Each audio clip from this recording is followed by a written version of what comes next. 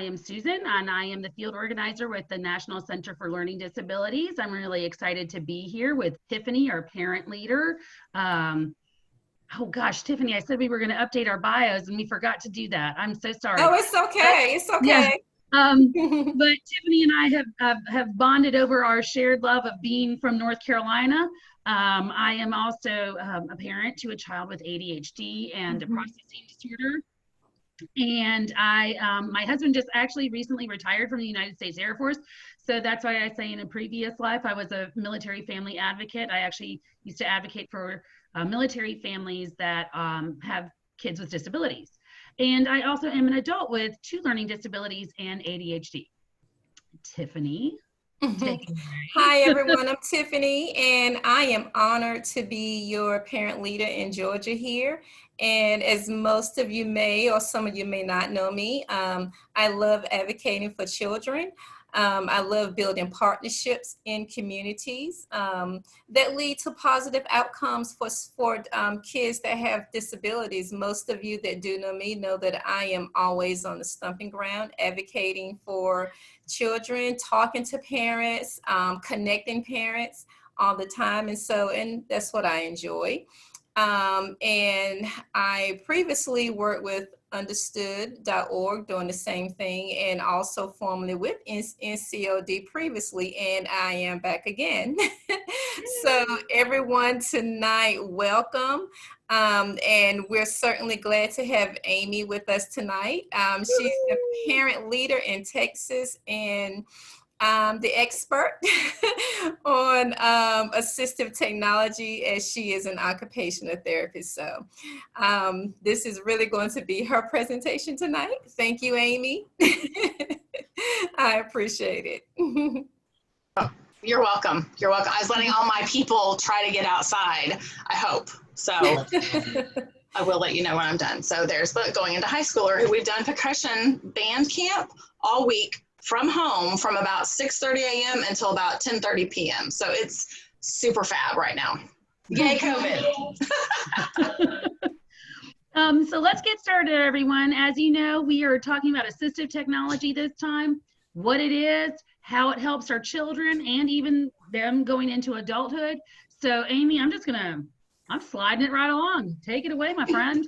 All right, well, so like Tiffany said, I'm an occupational therapist. Just to give you a little buy-in here, I have 20 years under my belt in the public school systems. As occupational therapist, I have my master's degree and also assistive technology practitioner certified ATP. So this is my passion, and it all merges together when I get to do these fun things for parents. So let's start off with talking about what assistive technology is. Assistive technology is anything, and it's been really fun with Susan kind of going through this every single time, because for people that aren't in the field necessarily, learning what it is, that it really is anything, y'all. It's anything, any item, any piece of equipment, anything. And it doesn't matter where it comes from. It can come from Walgreens, it can come from Walmart, it can come from your garage, it can be anything, custom made, bought, whatever.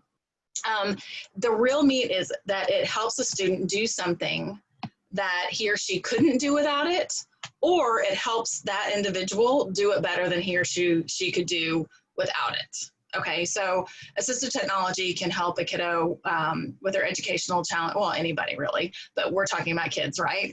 With their challenges, whether it's in an academic area, like reading or writing or math, or maybe it's another kind of a self-help area, a life skill of such. Assistive technology can help kiddos really thrive both at school and at home. It can help kids develop their independence and their confidence, which that's the real exciting part. So how does IDEA take a look at assistive technology? How do they define it? So IDEA defines assistive technology as any item, piece of equipment, or product system, whether acquired commercially off the shelf, modified or customized, that is used to, here it is, here's the key part, increase, maintain, or improve the functional capabilities of a child with a disability. So in 2004, we know IDEA was revised, and it actually included the provision that all children, all students who are blind and individuals with print disabilities in elementary school and secondary schools have access to print instructional materials, including textbooks, in accessible format free of charge. And I'll elaborate on that just a touch. Blind, yes, we know what blind and visually impaired is. We know print disabilities, a lot of us think things like a specific learning disability like dyslexia that would preclude a student to be able to read grade level text fluently. But it also includes those students who may have a motor impairment that can't interact with a printed text material, maybe something like cerebral palsy that would influence their ability to do that. So it has to be in accessible format. So then our other group of kiddos receiving protections are through Section 504 or the Americans with Disabilities Act. So Section 504 and the ADA require that reasonable accommodations to be provided for individuals with disabilities by schools that are receiving public funding. So assistive technology really has made that reasonable accommodation easier to achieve, but there's not a specific schedule for consideration or assessment for assistive technology under 504 or ADA Title II. What that really means is when you're talking IDEA, there's a specific section, there's a specific moment in your consideration process that you have to consider and evaluate, if necessary, assistive technology. That's not the same for 504 ADA. But positive to ADA is that it specifically requires a student with a disability have the same opportunity to be as effective at communicating as a student without disabilities. So we know that people who have disabilities that affect hearing, seeing, speaking, reading, writing, remembering, or understanding, they use different ways, or they may use different ways to communicate than people that don't have those same disabilities. There are lots of ways to provide equal access to communication for people with disabilities. So often referred to as auxiliary aids and services. Those are devices or services that enable effective communication, and assistive technology might be a part of those considerations or those services. Oops. Oh, you're good. What happened? There is it. There it is. Sorry. Did it go through? Yes. All right. So why is it important? Why is it important? We're going to talk about that. So the benefits of assistive technology, you see here a chart, and this really nicely illustrates a study that was conducted and reported in 2016 by Emily Bauk, the National Longitudinal Transitional Study, tells us and shows us why assistive technology is important. Okay, so take a look at those numbers. When analyzing post-secondary outcomes, which that's the goal for all of us, right? Like, why are we in school? We want successful post-secondary outcomes, whether that's a job, whether that's post-secondary education. What does that look like? Just getting out, right, with a degree. Students that have high incidence disabilities, of which that's the population that we're talking about, the higher frequency in occurrence. So the specific learning disabilities or the attention difficulties. This study really illustrates that those students, when they received assistive technology, they performed significantly better. Like, you can see it. I mean, it's there in black and white in the numbers. The data is there. The benefit is there. When you're using assistive technology, the outcome is significantly better. So I'm just going to give you a minute to kind of take a look at that and digest the differences that provision of assistive technology can make for a kiddo. Hey, Amy. Yes, ma'am. Because, you know, I'm always full of questions. Please ask away. I love to answer questions. Okay, and this is the third time you and I have done this, but every time I look at these numbers, and it's especially like the post-secondary enrollment, that's a huge number. That's a big difference. It's so children receiving, you know, going into post-secondary schools versus, you know, with assistive technology and those without. I mean, that's a huge difference. Yeah, it really is. I mean, when you're talking percentages of students making change over time, it doesn't take a huge number to make a statistical significant impact, right? And when you're talking percentages, but look at, I mean, that's just crazy, the number of kids and individuals that are impacted. Yeah, that's a huge number. Yeah, it really is. It really is. Goodness, again, why does it, there we go. Okay, so this is one of my favorite quotes, and I wanted to provide some resources because I think something that parents or advocates can really do is I'm going to say arm because I don't know a better word right now, but really kind of fortify their reasoning and wanting support, or their desire for additional considerations is to have some data and have the research that you can share and help people understand what the need is and where it comes from. But so this quote, the use of technology is not to take the place of a direct and explicit instruction, but rather provide access to grade level and course curriculum while skills are being developed through explicit instruction. That explicit instruction, that's your SDI IDEA component of why is it more than gen ed? So that's a good quote to have in your back pocket. So how do we consider it? Joy Zabala, she created what a lot of people use to consider assistive technology supports, called the SET framework. It's a 4-part consideration guide that really supports all the different stakeholders: parents, students, your related service, your teacher, your administrators, whomever, to work together to decide what assistive technology is indicated, what the service needs to look like, how it's going to be delivered, what kind of training, all the things from evaluation to implementation, and then is it continuing to working and where does it need to be tweaked? So those 4 steps are, first of all, the student. Of course, assistive technology depends on that individual student. And then E, the environment. Where are they that they need the support? The first T is tasks. What tasks do they need to complete? A lot of times when you're looking at that from a school perspective, from an IEP perspective, the task is that IEP goal. What is it that they need to do? And then what tools are already in the environment, or what tools might be necessary to help facilitate that student's achievement of that task. So when you're thinking about assistive technology, you really have to first focus on your kiddo and where they are and what they need help with, and work together to find that solution.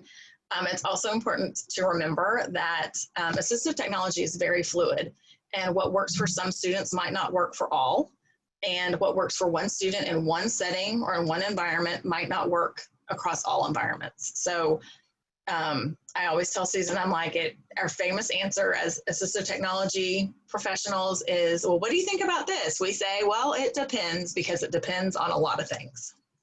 Well, and also kids grow up. And they do, right. And that's your What goal. works at ages 5 and 6 doesn't necessarily work at ages 10 and 11. Well, and not just works, but we're going to talk first here, about individuals that struggle with reading. But if you're providing some of these supports for reading, while you have that explicit instruction taking place, your hope is not to take away AT altogether, because it definitely is a critical component of overall success. But you hope that they have to lean on it less and less, right? Because they've been able to supplement with that instruction and are gaining that knowledge to be independent. Yes. Yeah. All right, so reading. So some examples for technology for readers. First, we really have to think about text-to-speech. That's the gold mine for kiddos that are struggling with reading. What does text-to-speech do? Well, it reduces the cognitive load on a student, while at the same time increasing the automaticity for struggling readers. And that results in student gains in not just the amount of text that they can read, but it also decreases how tired and how fatigued they are while they're working, and how much stress they're experiencing. Text-to-speech can be used with books, websites, emails, and there are a lot of different supports, specific supports that are deemed text-to-speech. We all know audiobooks or digital text-to-speech books. OCR is pretty fabulous. What optical character recognition does is it takes locked text. So think of a PDF that maybe has a picture and some text. It's not just digital. The OCR actually takes that text, extracts it, and kind of translates it into text to be read. Using a graphic organizer, just a simple outline, annotation tools that may be electronic or standard manipulatives that let the user take notes while they're working and reading. changing the display controls, the settings, the font size, the color, the foreground, the background, and then dictionaries or thesaurus. And then this is my real wheelhouse as an OT for sure, assistive technology for writing. Kids that struggle with writing, whether it's composition or spelling, some things could be as simple as a pencil grip to support handwriting, or maybe it's just a change of paper or a slanted writing surface, using a keyboard or a touch screen. Maybe you're gonna use a support tool that allows for dictation, using your voice to actually type the text. Word prediction, spell check, grammar check. Again, that text to speech can help with written expression for sure during the editing process. Using a graphic organizer to outline your thoughts, or a dictionary and thesaurus. And these are just real broad areas, broad ideas for the areas that we see most frequently. So they're not by any means an exhaustive list, just kind of a place to start. And then math. Math can be a challenge, but calculators and all kinds of calculators, whether it's a talking calculator, a calculator with different key sizes, different math notation tools, graph paper, graphing tools, drawing tools, equation solving tools, being able to use some tangible manipulatives or digital manipulatives, graphic organizers to help break those equations apart and really visualize, using text to speech, being able to hear the problems read to you, and then again, using your voice with dictation to be able to solve problems. Okay, and executive functioning. So executive functioning really is kind of a broad term that involves that higher level cognitive ability, or abilities, I should say, that really are necessary for independent, goal-directed behavior, for things like holding and manipulating that information in your working memory, as well as planning and organizing tasks. So some things that individuals that really struggle with executive function, which are kiddos with attention difficulties or learning differences, they really do, can be a planner. Y'all, it can be a simple planner. It can be taking pictures of your assignments. It can be that checklist, a visual checklist, either with pictures or text, using a graphic organizers. Maybe you need to put on some noise canceling headphones so that you're not distracted by all the stimuli going on around you. Maybe using the audio books, or any of those items that are listed here. So we've included this slide here. Everybody that's registered and participating in this webinar will get the recording as well as a slide deck. So these are all hot links that will direct you to some of the resources that we've talked about. So let's talk about myths, because there's a ton of them when we're talking about assistive technology and misperceptions. And I have to say I fell into one of them. And so, let's talk about them. I think that as parents, we often hear that assistive technology provides an unfair advantage to our students. And well, that's just not true. Right. Yeah. Well, so we know assistive technology just is not real well understood, right? It is very gray and shady. So of course that misunderstanding happens, and you just have to kind of give grace to yourself to figure it out and other people. But no, AT is not providing an unfair advantage. And in fact is providing that equity piece, right? The equity for students with disabilities and the ultimate level playing field. I was on a Zoom call earlier today with, Emily Hanford. I don't know if she's the AMP reporter that has done uncovering dyslexia and a lot of literacy pieces that has really kind of exploded. And even with the experts in that field, the misunderstandings are there. So you have to understand that the people that are sitting at the table, and even yourself as a parent, you have to know that there are gray areas and people just don't understand. And this gives us an opportunity to be educators. And this is the one that I fell into. This is the myth that I had, that all assistive technology is high tech. Well, and I think the reason why I thought that is because, of course, the word technology is in the, is in the phrase assistive technology. I think that's a natural assumption, but that's not true at all. No, and it's totally natural, but like we just said, especially on the handwriting slide, right? Like even that tiny little plastic pencil grip, that can be AT for certain kids. It can be that pencil grip, or it can be a specific app, or it can be a communication system. Like it's broad. It is a very broad area. Yeah, so no, high tech, low tech, no tech, whatever. I love my pencil grips. I still use them even Yeah. now. Even now, I still use pencil grips. I get a box of them all the time, and I still use them. So I just never. It's funny. I never thought of that as assistive technology. I just thought, oh gosh, it makes the pencil.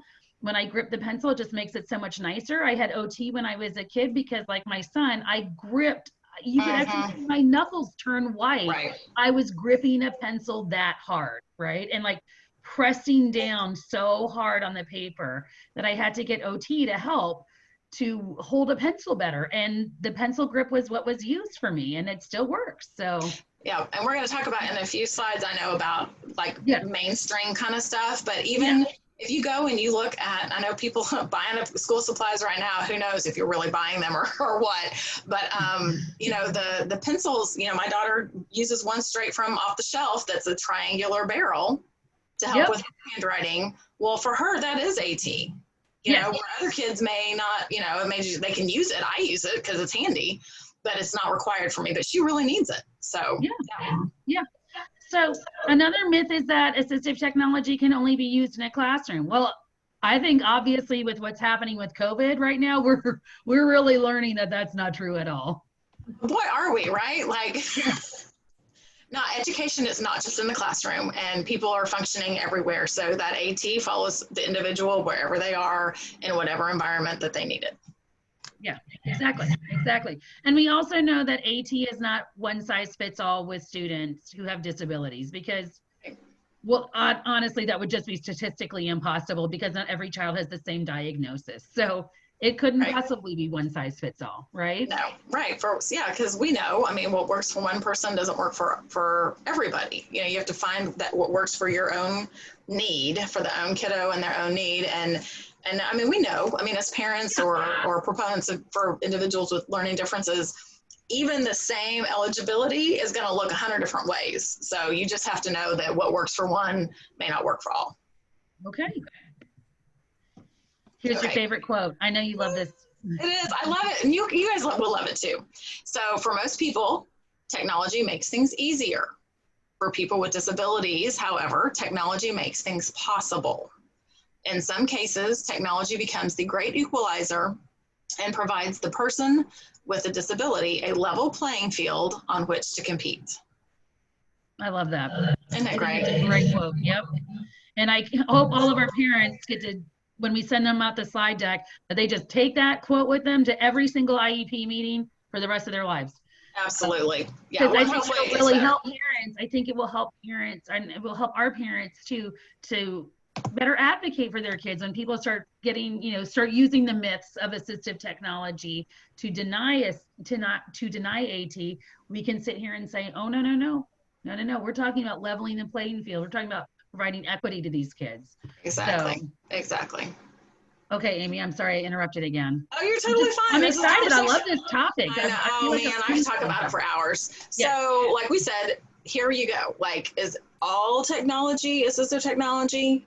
You know, technology is everywhere, right? And it's getting vast, more and more vast and broad areas of application all the time, whether it's a dictation app that you use on your phone or your tablet or your computer, different pencil grips, right, Susan? Yep. Your planners with your goals. Those are things that are available to everyone. So where does it delineate? Okay. Mainstream technology becomes assistive technology when here are those words again from the beginning, when it increases, maintains, or improves a functional capability for someone with a disability. Okay. Assistive technology acts as a support to help the student overcome the barrier posed by the disability. Assistive technology provides educational and employment equity.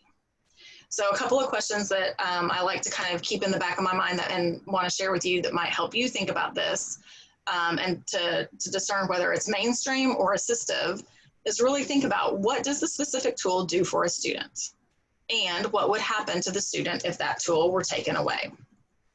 Here is an example that I like to use that kind of helps you think through this a little bit. So if you have an entire class of maybe fifth graders, right? They're doing a writing assignment and they've got their cart of Chromebooks checked out and are using word processing to do this writing assignment. After practicing a little bit and getting familiar and becoming more proficient, most students in the class will still be able to and probably decide they want to go back to using a pencil and paper for the writing tasks, right? But for some students whose disability affects their ability to write, those students, they might need to use word processing software for all of their writing tasks. So for those students, word processing increases their functional capability in writing and then becomes assistive technology for them. Okay. Okay, that's amazing. Thank you, Amy. You're so welcome. So where to find help? Tiffany, this is back to us. Yay. But we like to share resources every time. And of course, we're going to put ourselves as the first one, the National Center for Learning Disabilities. And we have information about assistive technology. And again, we're going to send out all of this information to you all. Edutopia has some really good information. The Learning Disabilities Association of America, and one of my favorites is understood.org. I love how they break down information. It just makes me happy. Reading Rockets, again, is a really great place to find some good information. I actually found a lot about assistive technology there. Same on Parent Center Hub. And then Amy, you made the recommendations about the Center for Applied Special Technology and the Wisconsin Assistive Technology Initiative. One of the other resources we're going to be bringing up actually is one specific to Georgia, because you guys have a really great resource, but we're going to let Tiffany share these resources with you all. So I'm sorry, Tiffany, I'm just excited. Oh, that's okay. That's perfectly fine. A lot of our local resources here, the main one in which parents are most familiar with is Parent to Parent of Georgia here. That's where a lot of people call in and they may get a lot of IEP help and just ask questions in general. They have, now since COVID, you can call and they will actually give you a call back, because I'm not sure if the office has opened back up yet, but they are the main source for IEP help. And of course, the Georgia Department of Education, that's our, that governs our schools and have a lot of our state standards and information on assistive technology there as well. In the state ADA coordinator's office, the Georgia Council on Developmental Disabilities, that's another great resource as well. Okay. Okay. And then the Georgia Vocational Rehab Agency. That agency, I think that is a great agency, is sometimes overlooked, but that's for a lot of our kiddos that's actually transitioning now into adulthood. Have them come to your IEP meetings. Sometimes they can send out a rep for to just help you with that transition, to just talk about things, to help you get your driver's license. They do just a whole bunch of things that's in that transition phase from school to adulthood. The Georgia Advocacy Office is another great one for when your student reaches adulthood. The Office of Disability Services is another one. And these here are assistive tech tools, the Georgia Tech Tools for Life, and the Georgia Assistive Technology and Funding Guide, as well as the Georgia Statewide Independent Living Council for Assistive Tech. I think some of these are the repeats, I believe, but again, your ADA Coordinator's Office and the Georgia Advocacy Office. And apparently the Georgia Department of Education has a Department of Assistive Technology. Yeah, I actually checked out that site and I thought it was really interesting. So you guys had quite a few resources on assistive technology in Georgia, and it looks like you may have, do we have another page? I can't remember. Hold on, sorry. No, but I thought that you guys had partnered up with the University of Georgia. That's the one in Athens, right? Right, I think Amy was telling us about that one. I'm not sure. Yeah. I wasn't familiar with that one. Yes, so you, let me see if I can find that. It's a great resource. It's they do a lot of research and publications out of there, so it's definitely worth looking. I'll make sure I send that out with everybody when I send out the email next week. Yeah. Is it already? Did I already include it on there? I think it's included. I think I put it on there. Okay. Perhaps, but we'll take a look at the slide deck again and make sure, because it really is good. Ben Setterfield and a couple others are really making some big gains there. Good, yay for Georgia having a really awesome resource like that. You know, yay for Georgia. I know I'm going to be exploring it. Great food, great resources. I'm kind of digging it. So please connect with us at NCLD. You can find us on Twitter, you can find us on Facebook, and we do have an Instagram, and so you can find us there. If you have any policy questions, I jumped ahead, so you can email us at policy@ncld.org. If you have any just information, you want some information, you can get in touch with us at info@ncld.org.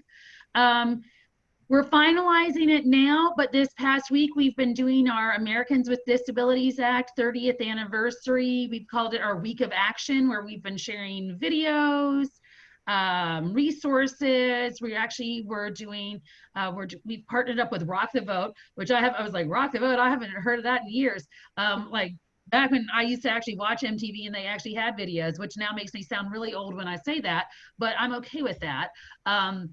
But they want to they're not targeting, but they are really looking at working with members of the disability community about accessibility and voting. And it's interesting. I was like, that's actually an issue. We need to talk about accessibility and voting, because it's not just a matter of can a person who is a wheelchair user get into the building to vote. For someone like me, and I need to read things out loud, I need larger print, I need to make sure my ballot is actually accessible, right? So, I was like, oh, that's exciting. I can't believe we're talking about those things. So if you would like to check out our social media, we've been sharing videos all week long with Senator Tom Harkin, who was the sponsor of the Americans with Disabilities Act. We got to interview him. It's amazing. Talk a lot about the future of ADA, how to protect it, and how to ensure equal employment opportunities for our students, our kids. How do we ensure that they get to be a part of the full American dream, I guess, of getting the job and being part of everything. And I find that really exciting that we're talking about those things, because that's what we're supposed to be doing, right? So we have some upcoming advocate academies. We'll have our IEP preparation in August. We're going to talk about 504 preparation in September. I probably should have put the dates there, and I'm sorry I didn't even think about that. And then come October, we're going to tie it all together and talk about our kids transitioning into adulthood. I've hyperlinked the first advocate academy from Georgia, so when you get the slide deck, you will have copies to the first advocate academy. Yay! And then I think later in the fall, going into right before the holiday season, we're going to host our 201s, where we're going to start talking actual policy stuff, state and local and federal. And I'm really excited about those two, because advocacy comes in many shapes and sizes. And for some people, they want to know more about IEP preparation, but for other people, they want to start talking state and local policies. And I think, whatever you want to do, you do it, because it's exciting to learn, and I think it will be fun. So, and that's it.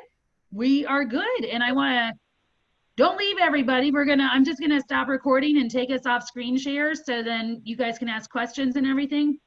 I am going to let y'all know I'm getting ready to have a horrible thunderstorm. So if something happens and I black out, my screen goes black or I disappear, I think it's because we've lost electricity. It'll probably be because we lost power. So I do apologize, but Tiffany and Amy will still be here for a few minutes afterwards. So I don't know, we keep losing electricity with these storms lately. I don't understand what's going on. So yeah. But here, let me get us off of, again, screen share. And then stop recording.